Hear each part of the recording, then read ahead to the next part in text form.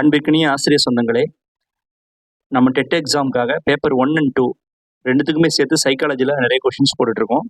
இதில் பார்த்தீங்கன்னா, இந்த வீடியோவில் நம்ம மின்னல் வினாக்கள் அப்படிங்கிற மாதிரி கொஞ்சம் ஃபாஸ்ட்டாக நம்ம ஆல்ரெடி படித்த சைக்காலஜி கல்வி உளவியலை ரீகால் பண்ண போகிறோம். ரீகால் பண்ணுறதுக்காக ஒரு 50 கொஷின்ஸோடு நான் வந்திருக்கேன். கொஞ்சம் ஃபாஸ்ட்டாக அதை நம்ம ரீகால் பண்ணிக்கலாம். ஸ்டார்ட் பண்ணுவோமா?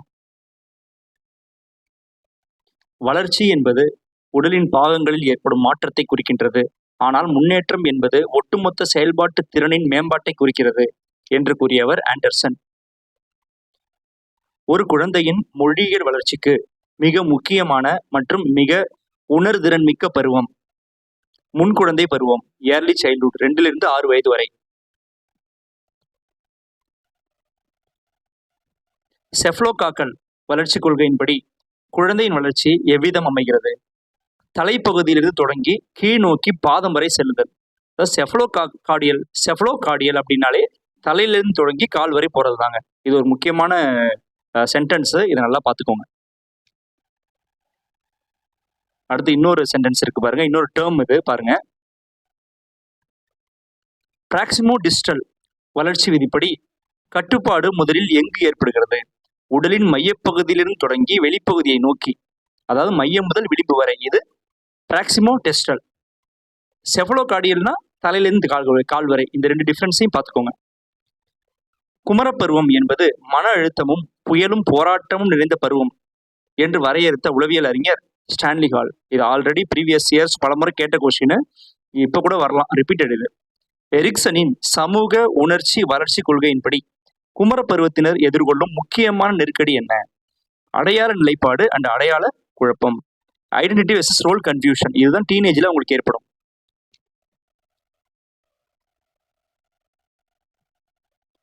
பியாஜேயின் அறிவாற்றல் வளர்ச்சி கொள்கையில் ஒரு குழந்தை பொருளின் நிலைத்தன்மை பற்றி அறிவை பெறும் நிலை எந்த நிலைனா புலனியக்க நிலை, சென்சரி மோட்டார் ஸ்டேஜ், 0 to 2 yearsக்குள்ள.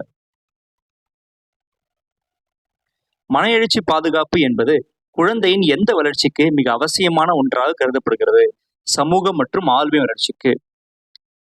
ஒரு குழந்தை தர்க்க ரீதியாக சிந்திக்க முடிகிறது, ஆனால் கான்கிரீட் பொருள்களை பற்றி மட்டுமே சிந்திக்க முடிகிறது எனில் அது பியாஜேவின் எந்த நிலையை சார்ந்தது? பருப்பொருள் செயல்பாட்டு நிலை, கான்கிரீட் ஆபரேஷனல் ஸ்டேஜ், 3rd ஸ்டேஜில் இருக்கு. நெக்ஸ்ட், ஹாவிங்கஸ்ட் என்பவரால் முன்வைக்கப்பட்ட ஆளுமை மற்றும் சமூக வளர்ச்சியின் முக்கிய கோட்பாடு எது? வளர்ச்சி பணிகள் கோட்பாடு, டெவலப்மெண்டல் டாஸ்க் தியரி. அடுத்து பாருங்க, கற்றல் மற்றும் கற்றல் கோட்பாடுகள். திரும்பவும், பாவ்லோவின் செவ்வியல்பான ஆக்கநிலையுறுத்த கோட்பாட்டில் மணி ஓசை என்பது எதை குறிக்கிறது? நிபந்தனைக்குட்பட்ட தூண்டல், கண்டிஷன்டு ஸ்டிமுலேங்கிறது. இதுவே அன்கண்டிஷனல் ஸ்டிமுலேன்னு சொல்லுவாங்க, UCS. அது சாப்பாடு. கண்டிஷனல் ஸ்டிமுலேன்றது அதாவது மணி ஓசை தான், பெல்லோட சவுண்டு தான் கண்டிஷன்டு ஸ்டிமுலே, நிபந்தனைக்கு உட்பட்ட தூண்டல்.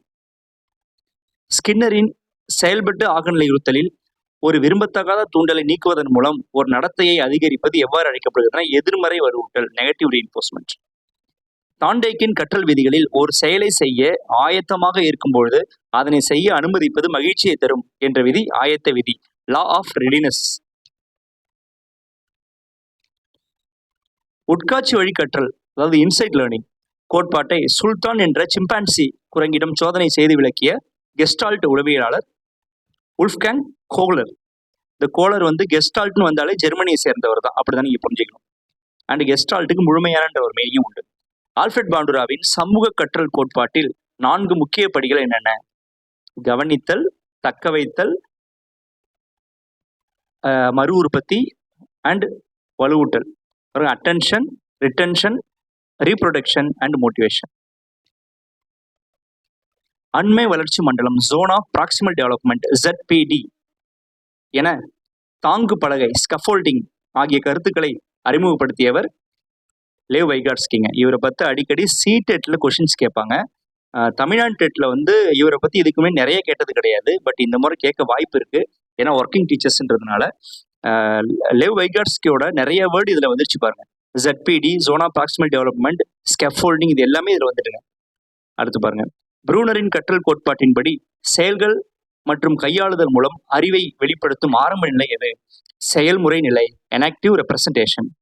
ஆஸ்பெல்லின் கற்றல் கோட்பாடு எதனை வலியுறுத்துகிறது? பொருள் பொதிந்த கருத்து வழி கற்றல், மீனிங்ஃபுல் வெர்பல் லேர்னிங்.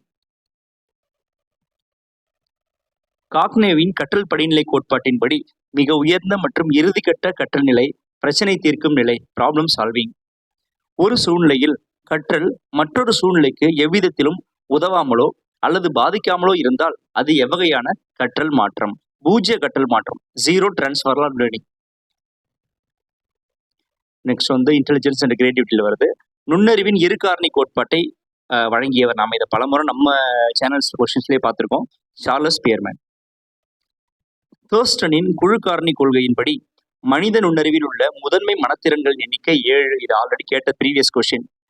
கார்ட்னரின் பன்முக நுண்ணறிவு கோட்பாட்டின்படி, அதாவது மல்டிபிள் இன்டெலிஜென்ஸ், தன்னைத்தானே புரிந்து கொள்ளும் திறன் எவ்வாறு அழைக்கப்படுகிறது? அகவய நுண்ணறிவு, இன்ட்ராபர்சனல் இன்டெலிஜென்ஸ். கில்போர்ட்டின் அறிவாற்றல் கட்டமைப்பு மாதிரியில் உள்ள 3 முக்கிய செயல்பாடுகள் என்னன்னு பார்த்தீங்கன்னா, செயல்பாடுகள், பொருளடக்கம், விளைவுகள். Operations, content, product. திரவ நுண்ணறிவு, ஃப்ளூயிட் இன்டெலிஜென்ஸ் மற்றும் படிகமாக்கப்பட்ட நுண்ணறிவு, கிறிஸ்டலைஸ்டு இன்டெலிஜென்ஸ் என்ற கருத்தை முன்மொழிந்தவர் ரேமண்ட் கேட்டல். ஆர்பி கேட்டல்னு அவர் சொல்லுவாங்க. ஒரு குழந்தையின் மன வயது 12 மற்றும் கால வயது 10 எனில் அக்குழந்தையின் நுண்ணறிவு ஈவு எவ்வளவு? ஃபர்ஸ்ட் அதுக்கான வாய்ப்பாடு என்ன? Mental age divided by chronological age into 100. Mental ஏஜ்னா மன வயது, டிவைடட் பை சி ஏன்னா கால வயது, இன்டூ 100. நீங்க அந்த டிவைட் பண்ணி பார்த்தீங்கன்னா உங்களுக்கு பதில் 120 வரும். ஓகேவா? ஆக்கத்திறனுடன் நெருங்கிய தொடர்புடைய சிந்தனை, விரிசிந்தனை, டைவர்ஜென்ட் திங்கிங். டாரன்ஸ் ஆக்கத்திறன் சோதனையில் 4 முக்கிய கூறுகள் யாவை? Fluency, flexibility, originality, elaboration. உணர்ச்சி பூர்வமான நுண்ணறிவு, எமோஷனல் இன்டெலிஜென்ஸ் என்ற வார்த்தையை உலக புகழ்பெற்றதாக்கி தனது புத்தகத்தை எழுதியவர் டேனியல் கோல்மேன்.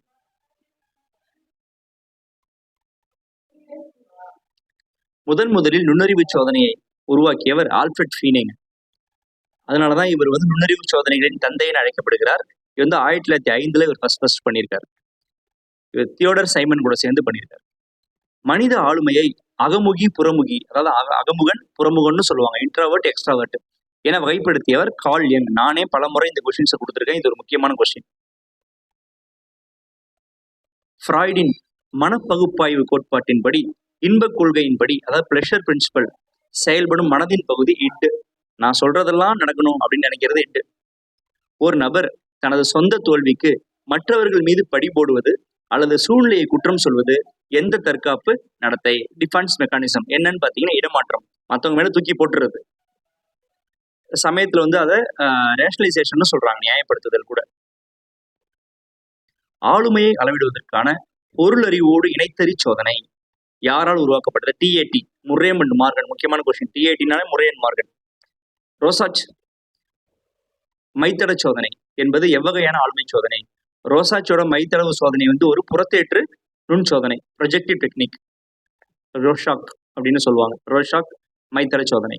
மாஸ்லோவின் மனிதநேய தேவைகள் படிநிலை கோட்பாட்டின்படி, அதாவது ஹைரார்ச்சி ஆஃப் நீட்ஸ், மிக உயர்ந்த நிலையில் உள்ள தேவை தன்மதிப்பு தேவை அல்லது தன்னை உணர்தல், செல்ஃப் ஆக்சுவலைசேஷன். ஒரு மாணவன் முதல் வகுப்பு மதிப்பெண் பெற்று ஆசிரியரின் பாராட்டை பெற வேண்டும் என்பதற்காக படிப்பது எவ்வகையான ஊக்கம்? Extensive motivation. வெளில இருந்து ஒரு மோட்டிவேஷனோட தள்ளுது. சாதனை ஊக்க கொள்கையை உருவாக்கியவர் டேவிட் மெக்லிலாண்ட். நிறைய கொஸ்டின் இவரை பத்தி வந்திருக்குங்க.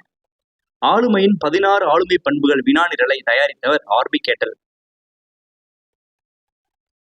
முன்னேற்ற பாதையில் ஏற்படும் தடைகளை தகர்க்க முடியாமல் போகும்பொழுது ஏற்படும் மனநிலை எப்படி அழைக்கப்படுகிறதுனா மன முறிவு அல்லது ஏமாற்றம் அழைக்கப்படுது, மன ஃப்ரஸ்ட்ரேஷன்.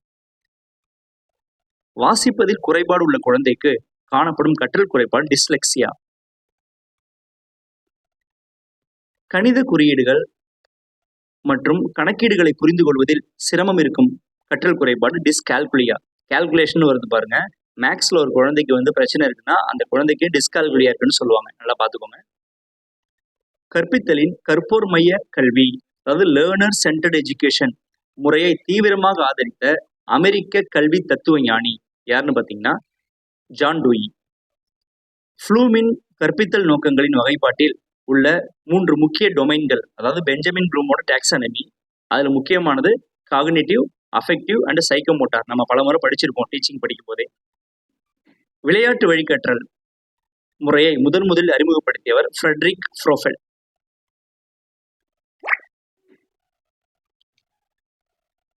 கற்றல் கற்பித்தல் செயல்பாட்டின் பொழுது மாணவர்களின் குறைபாடுகளை கண்டறிந்து உடனுக்குடன் நிவர்த்தி செய்ய நடத்தப்படும் மதிப்பீடு என்பது வளரறி மதிப்பீடு, ஃபார்மேட்டிவ் அசஸ்மெண்ட். மாண்டிசரி கல்வி முறையில் குழந்தைகளுக்கு பயிற்சி அளிக்க பயன்படுத்தப்படும் முதன்மை கருவிகள் புலனுறுப்பு பயிற்சி கருவிகள், டிடாக்டிக் அப்பரேட்டஸ். நுண்ணிலை கற்பித்தல், மைக்ரோ டீச்சிங். ஒரு கற்பித்தல் சுழற்சியின் மொத்த கால அளவு 36 நிமிடங்கள். மாற்றுத்திறனாளி குழந்தைகளையும் பொதுவான குழந்தைகளோடு இணைத்து ஒரே வகுப்பறையில் சமமாக பயிற்றுவிப்பது எவ்வாறு அழைக்கப்படுகிறது? Inclusive education. Inclusive education. தேசிய கல்விக் கொள்கை 2020 பரிந்துரைத்துள்ள புதிய பள்ளி பாடத்திட்ட அமைப்பு 5+3+3+4. நன்றி நண்பர்களே, நம்ம அடுத்த வீடியோவில் சந்திக்கலாம். தேங்க்யூ.